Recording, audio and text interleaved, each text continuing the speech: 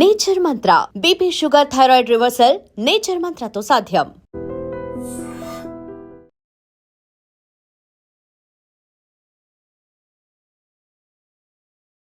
కర్నూలులో జరిగినటువంటి అత్యంత దారుణమైన సంఘటన. 19 మంది చనిపోయారు. ఎంత దారుణం అంటే చాలామంది కూడా, అంటే తల్లి కూతురు అనుకోండి, లేకపోతే కూతురు సాఫ్ట్వేర్ ఇంజనీర్, ఆమె జాబ్ చేస్తోంది బెంగళూరుకి, జస్ట్ దివాళీ హాలిడేస్ అని చెప్పి వెళ్ళింది, వాళ్ళు చనిపోయారు. ఇట్లా అంటే 19 మందికి సంబంధించిన ఫ్యామిలీస్ పాపం ఏ తప్పు చేయకుండానే జస్ట్ ఆ బస్ ఎక్కినందుకు వాళ్ళు చనిపోయారు. మిగతా వాళ్ళకు అదృష్టం బాగుంది కాబట్టి ఆ బస్సు అద్దాలని పగలగొట్టుకొని ఎట్లో అట్లా బయటపడ్డారు. ఈడ మెయిన్ ఏం జరిగింది, ఇప్పుడు బైక్ని ఢీకొట్టింది కాబట్టి ఆ బైక్ మొత్తంగా కిందికి స్కిడ్ అయిపోయి ఆ బైక్ మొత్తం ఇరుక్కుపోయి ఆ బస్ కింద ఇరుక్కుపోయి, ఈ కావేరీ బస్ కింద ఇరుక్కుపోయి చనిపోయిండు. బైక్ల మీద ప్రయాణం చేస్తున్నటువంటి వ్యక్తి చనిపోయిండు. అట్లాగే ఆ మంటలతోని పూర్తిగా బస్సు కాలిపోయింది. అందుకని 19 మంది చనిపోయినరు అనేది నిన్నటి వరకు కూడా మనకు తెలిసినటువంటి విషయం. ఇప్పుడు ఆ బైక్కి సంబంధించిన విజువల్ ఒకటి, ఆ పెట్రోల్ బంక్ బయటకు వెళ్ళి వస్తున్న విజువల్ ఒకటి మనకు స్పష్టంగా కనిపిస్తోంది. ఏందది, మంచిగా తాగున్నారు ఇద్దరు. ఒక అతని పేరు వచ్చేసి శివశంకర్, ఇంకో అతని పేరు వచ్చేసి ఎర్రిస్వామి. అసలు ఏంది అని అంటే ఆ బైక్కి అసలు హెడ్ లైటే లేదట. జస్ట్ మనము అంటే లెఫ్ట్ తీసుకుంటే లెఫ్ట్, రైట్ తీసుకుంటే రైట్ వెళ్ళాలనుకునే ఈ బ్లింక్ లైట్ ఏదైతే ఉంటుందో, సైడ్ లైట్ ఏదైతే ఉంటుందో, జస్ట్ దాన్ని ఆన్ చేసుకొని లెఫ్ట్ సైడ్ది లైట్ ఆన్ చేసుకొని ఆ బైక్ మీద పోతున్నారు. ఏది తాగి ఇద్దరు హైవే మీద పోతున్నారు. ఏమైంది, వీళ్ళిద్దరూ తాగిర్రు కాబట్టి ఆ లైట్ వెలుతురులో ఏమున్నది, అసలు అది వెలుతురు అంటారా, ఏమైపోయింది, ఢీ కొట్టినరు. మధ్యలో డివైడర్ని ఢీ కొట్టి పడేశారు. డ్రైవ్ చేస్తుందేమో శివశంకరు లెఫ్ట్లో పడిపోయిండు, బలంగా తలకి గాయమైంది, ఆల్మోస్ట్ అన్కాన్షియస్ అయిపోయిండు. ఇక ఒక రకంగా చెప్పాలంటే ఆయన స్పాట్లో చనిపోయినట్టున్నాడు. ఇంకొకతను ఎవరైతే ఇప్పుడు ఎర్రిస్వామి ఎవరైతే బతికున్నాడో అతను ఈ డివైడర్ పక్కన ఒక గడ్డిలాగా ఉన్నదట, దాని మీదకి ఎగిరి పడ్డాడు. దీంతో కొంత గాయాలతోని బయటపడ్డాడు. రాత్రి ఏమీ కనబడలే, చీకట్లో ఏం జరిగిందో ఏమీ తెలియదు. మెయిన్ రోడ్ మీద ఈ బైక్ మీద ప్రయాణం చేస్తున్న ఇద్దరు కూడా డివైడర్ని ఢీ కొట్టుకొని వాళ్ళే చనిపోయారు. అంటే మిస్టేక్ వాళ్ళదే. తాగి నడిపిన తర్వాత లైట్ వెలుతురు కూడా లేదు. దీంతో ఒకతను చనిపోయిండు, ఇంకొకతను బతికున్నాడు. ఈ బతికున్న అతను చెప్పిండు కాబట్టే నిజంగా చెప్పాలంటే కర్నూలు బస్ ఇన్సిడెంట్లో ఏం జరిగింది ఏంది అనేది తెలిసిందని నాకైతే అనిపిస్తున్నది. అసలు ఎర్రిస్వామి బతికే లేడనుకో, ఆ రోజు ఏం జరిగింది ఏంది అనేది తెలీదు. ఎందుకంటే నిన్నటి వరకు కూడా ఒకటే ప్రచారం, బస్సునట బైక్ ఢీకొట్టింది కాబట్టి ఈ యాక్సిడెంట్ జరిగింది, ఈ బస్సు బైక్ని ఢీకొట్టిన తర్వాతనే ఇప్పుడు ఈ శివశంకర్ ఎవరైతే చనిపోయిండో, ముందే చనిపోయిండు కానీ బస్ ఢీకొట్టిన తర్వాత చనిపోయిండు అని అనుకుంటున్నారు. అదే నిజమని అనుకున్నాం. ఇప్పుడు ఎర్రిస్వామి వచ్చి లేదు ఆ బైక్ మీద ఇద్దరం ఉన్నాము, అంటే సీసీ ఫుటేజ్లో కూడా కనిపిస్తుంది అనుకోండి, ఇద్దరున్నాము, ఒకతను ఆల్రెడీ డివైడర్ని ఢీకొట్టి చనిపోయిండు, ఇగో నేను బతుకున్నా, అసలు ఏం జరిగింది అంటే అని స్టోరీ అంతా చెప్పుకొచ్చిండు ఎర్రిస్వామి. ఆడ డివైడర్ని ఢీకొట్టిన తర్వాత మా ఫ్రెండ్ ఆల్రెడీ చనిపోయిన తర్వాత నేను అంటే నాకు గాయాలైనాయి, అసలు లేచి చూద్దాము అనే లోపలనే ఫ్రెండ్ దగ్గరికి పోయి చూసేసరికి ఆయన చనిపోయిండు, ఆల్మోస్ట్ చనిపోయిండనే అనుకోవచ్చు. కానీ ఈ బైక్ ఏదైతే ఉందో మధ్యలో రోడ్డు మధ్యలో ఉన్నది, అంటే అటు ఇటు వెహికల్స్ అన్నీ పోతూ ఉన్నాయి, ఆ రోడ్డు మధ్యలో ఉన్నది కాబట్టి లైట్లల్లో ఏమి కనిపించదు, బండి కలర్ కూడా బ్లాక్ ఉన్నది కాబట్టి ఆ బైక్ని పక్కకు లాగేద్దాము అని నేను ప్రయత్నం చేసిన. కానీ అప్పటికే మనకు తెలుసు కదా ట్రావెల్స్ బస్సు ఎట్లా ఏ స్పీడ్లో పోతాయో, 100, 110, 120 ఈ స్పీడ్లో బస్సెస్ అన్నీ పోతాయి మనకు తెలుసు.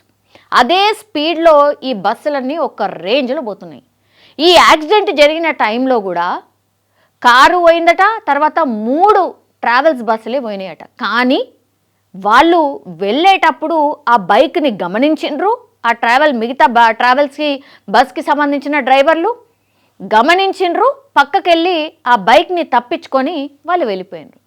కానీ వేమూరి కావేరి బస్ దగ్గరకు వచ్చేసరికి డ్రైవర్ అంటే ఇప్పుడు ఇక్కడ క్లియర్గా సరే శివశంకర్ తాగి బండి నడిపిండు కాబట్టి ఆ పనిష్మెంట్ కూడా వచ్చింది, చనిపోయిండు, మంచి పని అయిందని చాలామంది కామెంట్ చేస్తున్నారు. ఇప్పుడు మరి బస్ డ్రైవరు 3 బస్సులు ఇది యాక్సిడెంట్ అయినాక అక్కడ మధ్యలో రోడ్డు మధ్యలో బైక్ ఉన్న తర్వాత ఈ వేమూరి ట్రావెల్స్ బస్సే వచ్చింది అని అనుకుంటే సరే జరిగిందేమో అనుకోవచ్చు. కానీ 3 ట్రావెల్స్ బస్సులు అంతకంటే ముందు దాన్ని దాటుకుంటా వెళ్ళిపోయినాయి, అవి మాత్రం బైక్ని తప్పించుకొని పక్కకెళ్ళి వెళ్ళిపోయినాయి. కానీ వేమూరి కావేరి ట్రావెల్స్ బస్కి డ్రైవర్కి సంబంధించి మాత్రం ఏం చెప్తాడు పోలీస్ విచారణలో, లే నా తప్పేమీ లేదు, నాకు అసలు ఆ బైకే కనవల్లే, డాంబర్ రోడ్డు అట్లాగే ఆ బైకు 2 ఒకటే కలర్లు ఉన్నాయి కాబట్టి నాకు అసలు ఏర్పడలే, అందుకే నేను గమనించలేదు, ఆ బైక్ మీదకి వెళ్ళిపోయింది బస్సు అంటాడు. మరి ఆ ముందు 3 బస్సులు ఎట్లా వెళ్ళిపోయినాయి, మీ బస్సే ఎందుకు దాన్ని ఢీ కొట్టింది? దానికి ఆన్సర్ లేదు. ఢీ కొట్టిన తర్వాత ఒక బైక్ని ఒక బస్సు ఢీ కొడితే ఎంత పెద్ద శబ్దం వస్తుంది, అది టోటల్లీ బస్సు కిందికి వెళ్ళిపోయింది. ఒకసారి బ్రేక్ కొట్టిండట, తర్వాత ముందుకు పోయిండట, మళ్ళీ ఇంకోసారి బ్రేక్ కొట్టిండట. ఎట్లుంటుంది ఆ స్పార్కులు ఎట్లొస్తాయి, దాన్ని బైక్ని రాసుకొని పోతూ ఉంటే ఇరుక్కుపోయి బస్సు లాక్కొని పోతూ ఉంటే ఎంత పెద్ద శబ్దం వస్తుంది ఇమాజిన్ చేసుకోవచ్చు కదా. దీంతో ఏమైపోయింది, బస్సు డ్రైవర్కి సంబంధించిన నిర్లక్ష్యం కొట్టొచ్చినట్టు కనబడుతుంది. దీనికి సమాధానం ఉందంటే లేదు ఆయన దగ్గర, ఎందుకంటే తప్పు జరిగిపోయింది, ఏదో వేసేద్దాంలే, ఎవరి మీదనే వేసేద్దాంలే అనుకున్నాడు. కానీ ఒక రకంగా సంతోషపడ్డాడు. ఏంది అని అంటే అమ్మయ్య బస్సు కిందనే పడ్డాడేమో, అందుకే ఈ పిల్లగాడు చనిపోయిండేమో అని అనుకున్నారు యాక్చువల్లీ.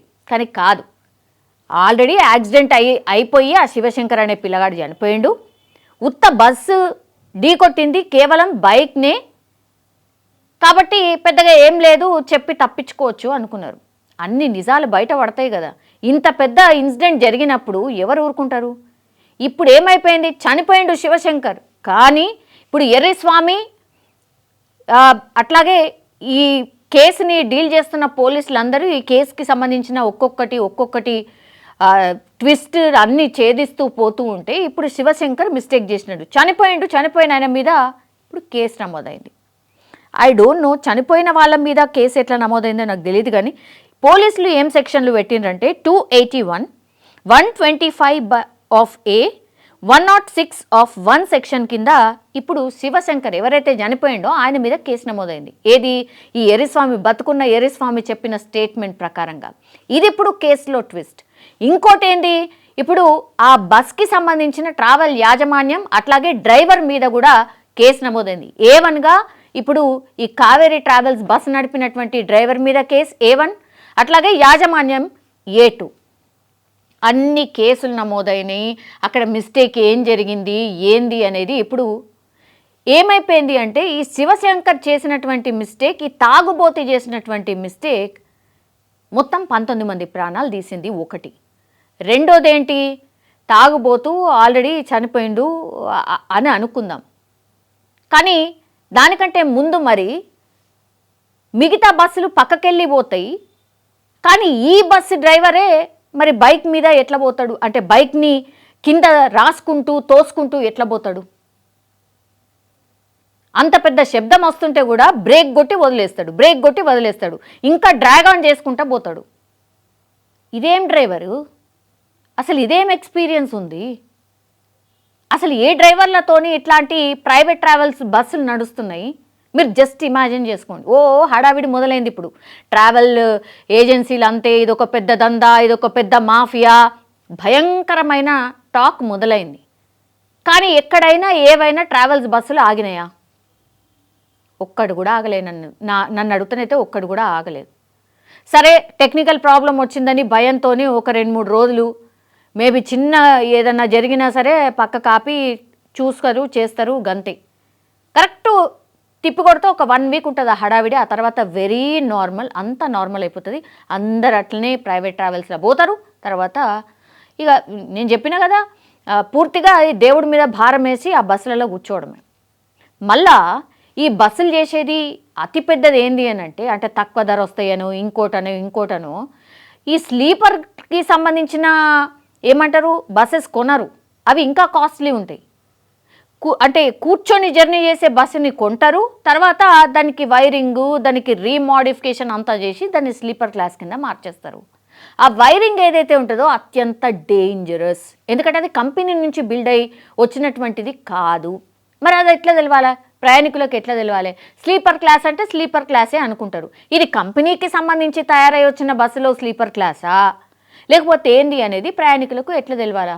ఇప్పుడు చాలామంది కామెంట్లలో కూడా పెడుతున్నారు, అందరు ఎవరైతే ఇట్లాంటి ప్రైవేట్ ట్రావెల్స్లో బస్సులో ఎక్కుతారో వాళ్ళందరూ కూడా ఒక సుత్తె కూడా తీసుకొని ఎక్కుండ్రి, ఎందుకంటే ఏ సిచ్యువేషన్లో ఏముంటుందో తెలియదు.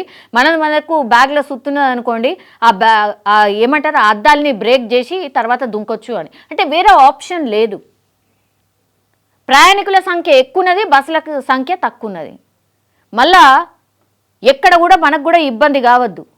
సాయంత్రమో రాత్రిపూట ఎక్కితే పొద్దున్న లేచే కళ్ళు తెరిచేసరికి మనం మన ఊర్లలో ఉండాలి. సో మనది ఉన్నది, దాన్నే మంచిగా ప్రైవేట్ ట్రావెల్స్ బస్సు వాళ్ళు మంచిగా క్యాష్ చేసుకుంటున్నారు. అన్ని చోట్ల ఇట్లా ఉంది అని అంటే మరి గవర్నమెంట్కి సంబంధించిన కొన్ని ప్లేసెస్లలో, ఇప్పుడు కర్ణాటకకు సంబంధించిన ఒక బస్సు ఉంది ఐరావత్ అని, అద్భుతంగా ఉంటుంది బస్. అందులో ఎక్కితే సేఫ్టీయే కాదు, ఈ గవర్నమెంట్కి సంబంధించిన బస్సెస్ ఏవైతే ఉంటాయో వాటన్నిట్లా 75 or 80 స్పీడ్కి లాక్ చేసి పడేస్తారు. నువ్వు ఎంత గానం దొక్కినా అది పోనేవదు ముందటికి. ఇప్పుడు ఈ ప్రైవేట్ ట్రావెల్ బస్ వాళ్ళకి అసలు ఎవరిదన్నా అదుపు ఏమన్నా ఉంటుందా? టార్గెట్ నువ్వు ఈ టైం వరకు వెళ్ళిపోవాలి, మన ప్యాసింజర్లు అందరూ కూడా ఆ టైం వరకు వెళ్ళాలనుకుంటారు కాబట్టి మనం ఆ టైంకి పెట్టాలి. మళ్ళీ ఆ తర్వాత మళ్ళీ నువ్వు కొద్దిసేపు రెస్ట్ తీసుకుంటావో లేదో మళ్ళీ బ్యాక్ వచ్చేయాలి, ఎందుకంటే మళ్ళీ నువ్వు రాత్రిపూట మళ్ళీ అటు పోవాలి. ఇది వాళ్ళకున్నటువంటి టార్గెట్స్. ఎందుకు పని చేయాలంటే మంచిగా ఎక్స్ట్రా మనీ ఇస్తాం రా బాయ్, ఇగో నీకు ఇట్లా ఇస్తాము అని చెప్పిస్తారు, అంతే సింపుల్. ఎవరు పర్యవేక్షణ ఉంది, ఎవరు చూస్తున్నారు? ప్రైవేట్ ట్రావెల్స్ బస్సులో అసలు ఏం జరుగుతుంది ఏంది అనేది ఎవరికి తెలుసు? సరే తెలిసినా కూడా పెద్దగా ఏం చేసేది ఏం లేదు కదా. ఏముంటుంది, ఇట్లాంటి ఇన్సిడెంట్లు జరిగినప్పుడు అడపదడప కొంచెం హడావిడి చేసి ఏదో చేస్తున్నట్టుగా చేసి ఆ తర్వాత అంతా నార్మల్. ఎన్ని ట్రావెల్స్ బస్సులు ఉన్నాయి, ఎంత ఫిట్నెస్గా ఉన్నాయి బస్సెస్, ఎంత సేఫ్టీ డ్రైవర్స్ ఉన్నారు, ఇద్దరు ఏ టైంకి మారుతున్నారు, ఎంత అద్భుతంగా డ్రైవ్ చేస్తున్నారు, అసలు ఇవన్నీ ఎవరైనా పట్టించుకుంటున్నారా? నన్ను అడుగుతా అసలు ఎవ్వరు కూడా పట్టించుకునేది లేదు. గంతే, దేవుణ్ణి నమ్ముకోవాలా పోవాలా. కానీ ఒక్కటి మాత్రం నిజం, ఇక్కడ మీరు సరే మీ గమ్యస్థానాలకు చేరుకోవాలా, పిల్లలతో పోతారు, ఇంకా వేరే చాలా రీజన్స్ ఉంటాయి.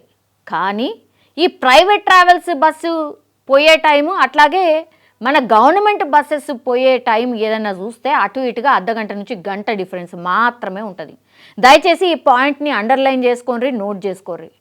ఆ స్పీడ్ని లాక్ చేసి ఉంటారు, ఎంతగానం స్పీడ్ పోవాలన్నా పోరు. దయచేసి గవర్నమెంట్కి సంబంధించిన బస్సెస్ని మీరు ఆదరించండి, అప్పుడు ఆటోమేటిక్గా ప్రైవేట్ ట్రావెల్స్కి సంబంధించిన ఈ డిమాండ్ తగ్గిపోతుంది. ఏమైతే ఒక బస్కి అయింది కదా ఇక అన్నిటికీ అట్లనే అవుతుందా అనుకుంటే మాత్రం అంతే. ఎప్పుడు ఎవరికి ఏం జరుగుతుందో ఎవరికి తెలియదు. 19 మంది ప్రాణాలు బలిగొన్న ఆ బస్ ఆర్ ఆ యాజమాన్యం అగైన్ నాకు తెలిసైతే ఇంకొక 10 రోజులు లేకపోతే నెల రోజుల తర్వాత మళ్ళా నన్ను అడిగితేనైతే సంక్రాంతి వరకల్లా మళ్ళా ఆ బస్ అందుబాటులో ఉంటుంది, మళ్ళా అదే బస్సులో జనాలు ఎక్కుతారు, ప్రయాణం చేస్తారు. ఇది మాత్రం ఫ్యాక్ట్. ఇక దీన్ని బట్టే మీరు డిసైడ్ చేసుకోవాల్సింది, మాకు గవర్నమెంట్ బస్సులు కావన్నా లేకపోతే ప్రైవేట్ బస్సులు కావాలన్నా. ఇది మీరు డిసైడ్ చేసుకొని మీరే, అంటే నిర్ణీతలు మీరే ఆర్ నిర్ణీతలు మనమే, ఎక్కాల్సింది మనమే, ప్రాణాలు మనవే. ప్రైవేట్ ట్రావెల్స్ బస్సు ఒకటి ఏమున్నది, పైసలు వస్తాయి గంతే, సింపుల్. ఈ కేసులో నిజంగా మిస్టేక్ ఎవరిది అనుకుంటున్నారు? ఇప్పుడు ఆల్రెడీ చనిపోయిన ఈ శివశంకర్ అనేటైందా, లేకపోతే ఈ డ్రైవర్దా, లేకపోతే ఈ వ్యవస్థనంతా నడుపుతున్నటువంటి ఇక సోకాల్డ్ గవర్నమెంట్ అంటారా ఇంకేంటంటారా, ఎవరిది? మిస్టేక్ ఎవరిది? కామెంట్ రూపంలో తెలియజేయాల్సిందిగా కోరుతున్నాం. And for more videos, Please subscribe to iDream. Please subscribe to iDream. Please subscribe iDream. And please subscribe to iDream. For more videos, subscribe to iDream. please like, share and subscribe to the channel. Congratulations, iDream. Subscribe to iDream. Subscribe to iDream. So subscribe to iDream Media. iDream की iDream team अंदर की huge congratulations. Please subscribe iDream Media. Please subscribe to iDream. Subscribe iDream. Please subscribe to iDream.